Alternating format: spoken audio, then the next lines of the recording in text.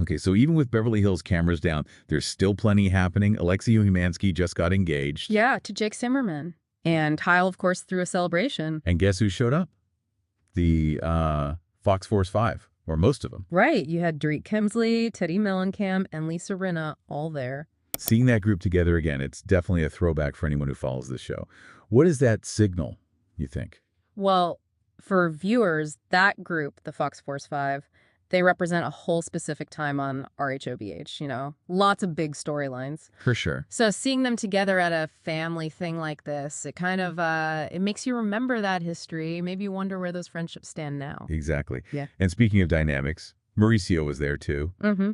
Kyle's estranged husband. Yeah, and they were, like, taking photos together. I even saw something about a video where they're joking with Alexia about the breakup. Oh, really? Wow. And the wedding photo was apparently still up somewhere prominent. Right. It suggests they're really trying to navigate this separation maybe publicly in a way that puts the family first. It's a different look than you often see. It really is. Then there's Kyle's Instagram post about the party. Uh-huh. Did you see the caption? She slipped in a mention of Denise Richards' jacket mishap from that season. Oh, yeah. The upside-down jacket thing. Why bring that up now? A bit of shade. Feels like it, doesn't it? Like a little inside joke for the fans, but also maybe a reminder. It keeps those old storylines alive, sort of reminds you of the undercurrents that are always there with these women, even at a happy event. Definitely. Now, someone who wasn't there was Erica Jane. Right, she was absent. But Kyle mentioned missing her, and Erica commented with a heart emoji. So simple. What do you read into that, or should we not read into it? Well, people miss events for all sorts of reasons, obviously. The heart emoji is like an acknowledgement, a way to show support without being physically present. It leaves things kind of open, you know? True. Okay, shifting gears a bit to the couple themselves, Alexia and Jake. Alexia shared this sweet story on TikTok. Apparently, they've known each other since elementary school. No way. Yeah, and the story goes, Kyle actually moved Alexia from her second grade class over some class president vote thing. Seriously? Uh-huh, and that led to her meeting Jake in third grade at the new school. Wow, that's quite the origin story. Talk about fate. Kind of, it adds a whole other layer to their relationship. It really does. And we also saw Alexia's sister, Sophia, was there, hanging out with Jana Craig and Olivia Walker from Love Island. Oh, interesting. Yeah, you see those reality TV worlds crossing over sometimes. It's a small circle in some ways. It seems like it. Yeah. And classic Kyle. There was also a funny TikTok doing the rounds. Let me guess, involving Mauricio. You got it. She's jokingly asking Alexia, like, why are you talking to my ex? And Alexia's like, Mom, it's Dad. Okay, so they're definitely finding some humor in the whole situation. Seems that way. It gives you a slightly different, maybe more relaxed view than what you'd see on the show itself. Right, these little social media glimpses, they fill in the gaps while the show's on hiatus. RHOBH is off before season 15 starts up. So yeah, Alexia's engagement party ended up being quite the little snapshot into where things stand. Exactly. It keeps you updated, keeps you engaged, and shows these complex relationships are still evolving off camera. You see the history, the current dynamics, the family ties, all playing out. And it really highlights how much social media is part of the whole thing now, right? For sharing news, but also for those subtle comments like the jacket reference. Totally. So maybe the final thought for you listening is, how does seeing all this play out on Instagram and TikTok actually shape how you perceive these people and their stories compared to just watching the show? Yeah, does it make it feel more authentic or just differently produced? Something to think about. So if you want to keep up with all this, make sure you subscribe to Real Tea TV. Yeah, and hit that bell icon. You don't want to miss our next breakdown.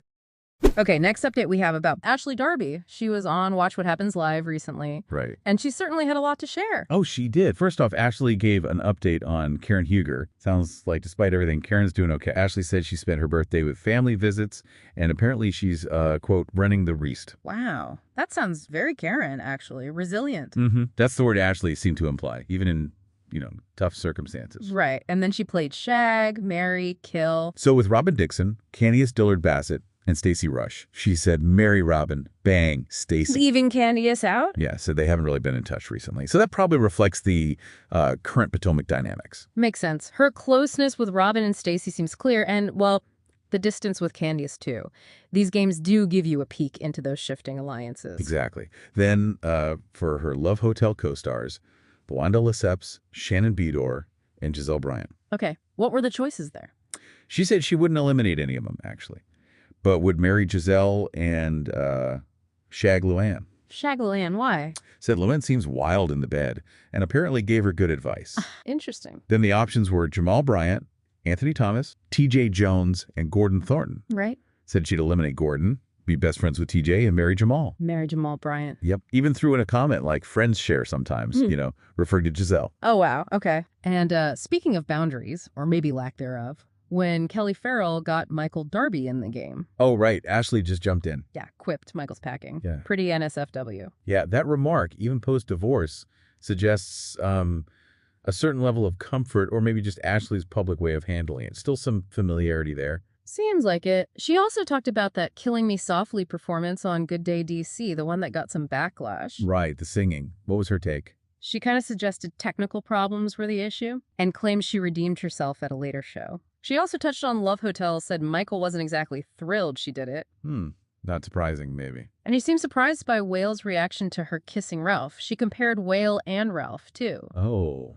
how did that go? Said Whale's a better kisser, better style, but maybe too intense. And the fact he doesn't have kids was a factor. Trustworthiness, she said, was about equal with Ralph. Okay, so she's weighing different things now. Yeah. Kids are obviously a big factor for her stage of life. The intensity comment is interesting, too. Yeah. Then, finally, on the after show, she talked about Mia Thornton moving to Atlanta. What'd she say about that? Called it no surprise. And then called Mia potentially a shady brooch. Oof. Strong words. Yeah, and she warned Kelly Farrell to be careful around Mia. Okay. So sounds like some pre-existing feelings there about Mia. That kind of comment often signals future drama, doesn't it? Could be. Okay, next update we have about Bethenny Frankel. She got pretty emotional explaining her move to Florida with Bryn, right? Though she's keeping her place in New York. Yeah, she did. Bethenny explained there was this specific incident. Bryn's travel got delayed for testing volleyball placement. That seemed to be the catalyst. Like the last straw, maybe. Yeah, sounds like it. The stress of that situation really seemed to highlight what she felt was, well, missing for them in New York. And she specifically mentioned support, didn't she? From a friend in Florida. Exactly, a high school friend. She talked about the community feeling it was lacking in New York. Got emotional talking about the friend picking Bryn up at like 3 a.m. for early testing. Wow. That support network is huge, especially when you're co-parenting. It really shows that contrast she feels between New York and Florida. Definitely. And she emphasized Bryn wanting to feel, a sense of family consistency. So Bethenny feels like this move is the way to provide that stability for her daughter. Yeah, it seems like a real shift in priorities. Yeah. Maybe putting Bryn's well-being and sense of belonging first, even over her New York life and career. Okay, next update we have about Porsha Williams and Shamea Morton. Sounds like things have really soured there. Oh, yeah. Porsha went on social media after seeing an early cut of a Real Housewives of Atlanta episode. And called Shamea out. Publicly, yes. Accused Shamea of talking negatively about her mom, Diane Williams. That clearly hit a nerve. Moms are usually off limits, right? Man, really. Porsha's reaction was really strong. She brought up some past issue between their mothers, too, warned Shamea, like, don't involve my mom. Said she'd been keeping quiet, but Shamea crossed a line mentioning Diane. Mentioned something egregious from the past, too. Yikes. So clearly very protective of her mother, doesn't want any disrespect towards her family. Absolutely. And then adding to all this, there's an update on her divorce from Simon Gobadia. Right. The legal stuff. There's a new hearing date, June 11th. It's to figure out if their prenup is actually enforceable. Wasn't that postponed before? It was, yeah, because Simon was detained by ICE, Immigration, and Customs Enforcement. Oh, wow. So he's still detained. Apparently. The report says he'll actually be escorted to the hearing by ICE agents, which, underlines the serious legal issues he's facing. It's intense. Is there any chance he'll be out by then? They mentioned a possibility of a remote hearing if he is released before June 11th.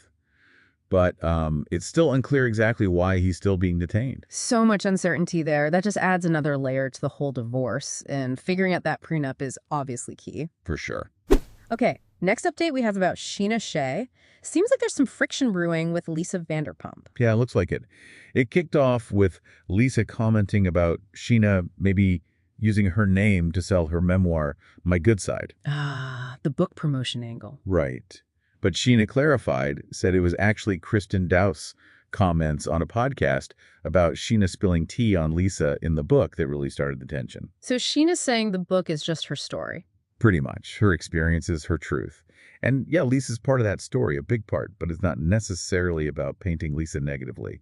Though, she admitted some stuff might be uncomfortable for Lisa to read. Okay, so it's Scheana's perspective. Lisa's a part of it naturally, but the potential discomfort seems to be the main issue between them now. It seems that way. And Scheana also talked about her 40th birthday party guest list. Oh, yeah. Who didn't make the cut? Jax Taylor, Jesse Lally, and Tom Sandoval. She said she wanted her friends to be comfortable. And pointedly mentioned Ariana Madix was invited. Ah, okay. So creating a specific vibe, avoiding potential drama maybe, especially given the history there with Sandoval and Ariana. Exactly. It seems like a conscious choice to keep the celebration positive and supportive. Scheana also brought up feeling disappointed about something else with Lisa, right? Yeah, she mentioned Lisa didn't reach out after her miscarriage, said even former bosses sent condolences, but not Lisa. Oh, that's tough. That adds a much more personal layer to the tension, suggesting Scheana felt unsupported during a really hard time. That could definitely sour things. For sure. And then finally, Scheana gave her take on Vanderpump Rules' success. What'd she say? Not all down to Lisa. Basically, yeah. She gave more credit to Bravo and the cast, argued that people tuned in for their stories, the cast's lives, and that's what allowed Lisa's businesses to grow alongside the show. Challenging that narrative that Lisa built it all herself, highlighting the cast and the network's role. That difference in perspective probably adds fuel to the fire, too. Likely does. Okay, next update we have about Sonja Morgan. A couple of concerning incidents at restaurants. First, the one in Florida, taken away by ambulance. Yeah, that was the initial report.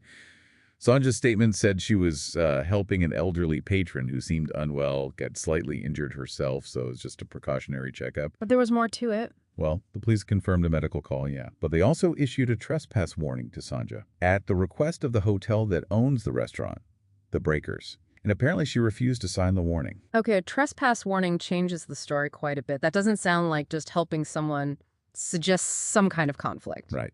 And then TMZ reported Sonja claimed she was being set up. And she referenced that other incident, the one in New York City with the unpaid bill. So she's saying both times it wasn't her fault, that she's being targeted somehow. That seems to be her claim, yeah. Set up. It raises questions, seeing this pattern of restaurant issues. And what about that New York incident? Vicki Gunvalson had something to say, didn't she? Oh, Vicki weighed in. Pretty blunt. Typical Vicki. Said Sonja shouldn't go out to dinner if she can't afford it. Ouch. And the NYC restaurant owner, Max Tucci, gave his side too. Said he initially comped meals because they were neighbors, but then Sonja kind of started expecting free meal. Expecting them. Yeah, and apparently showed up with more guests than she said she would and claimed that as a celebrity, she doesn't pay. Oh, wow. Okay, so Vicki's comment in the owner's story paint a picture of, well, maybe entitlement or a pattern of behavior. Certainly suggests that from their perspectives. Okay. Next update we have about Billie Lee. She opened up about her past experiences with sex work. Yeah, she did. Billie talked about making that decision after really struggling to find work in the LA restaurant scene as a trans woman. Facing discrimination. That's what she implied. Said she actually felt empowered by sex work, found it a way to earn money, please others. Yeah. Especially considering, the high unemployment rates and the hypersexualization trans people often face. So a complex perspective on it, not just negative. Right. She looked back on it fondly in some ways, but also acknowledged the scary parts. Talked about safety precautions she took. Like what? Informing the hotel front desk, checking for cameras, carrying a pocket knife, things like that. Okay, so she was aware of the risks and tried to manage them. That proactive safety approach is important context. Definitely. And she also made a point to say her clients were mostly respectful and that she wasn't doing street-based work, which can be, a very different and often more dangerous experience for some other trans women. Right, providing that distinction is important. Different situations, different risks. Okay, and finally, circling back to Vicki Gunvalson, she had more to say, not just about Sonja, also about her own status with Real Housewives of Orange County. Right, we mentioned her Sonja comment already. She shouldn't go out for dinner if she can't afford it. But the bigger news was about RHOC. Yeah, she revealed she wasn't asked back to film the new season. Wow, after all this time, that's huge news for OC fans. She's an OG. Exactly. A very significant development, given her long history with the franchise. Did she say why? Or speculate? She hinted it might be because of that interview she did on Dark Side of Reality, the one where she discussed how production handled her mother's death. Criticizing production. Seems like it. She claimed her comments were taken out of context in that interview, said she felt set up, and she mentioned she told Andy Cohen she was disappointed about it. So Vicki thinks speaking out about production might have cost her her spot. That raises interesting questions about the whole reality TV machine, right? The relationship between stars and production, and what happens if you criticize the hand that feeds you, so to speak. It certainly does. It suggests potential consequences for being publicly critical. So if you want to keep up with all this, make sure you subscribe to Realty TV. Yeah, and hit that bell icon. You don't want to miss our next breakdown. Thank you for watching this video. See you tomorrow.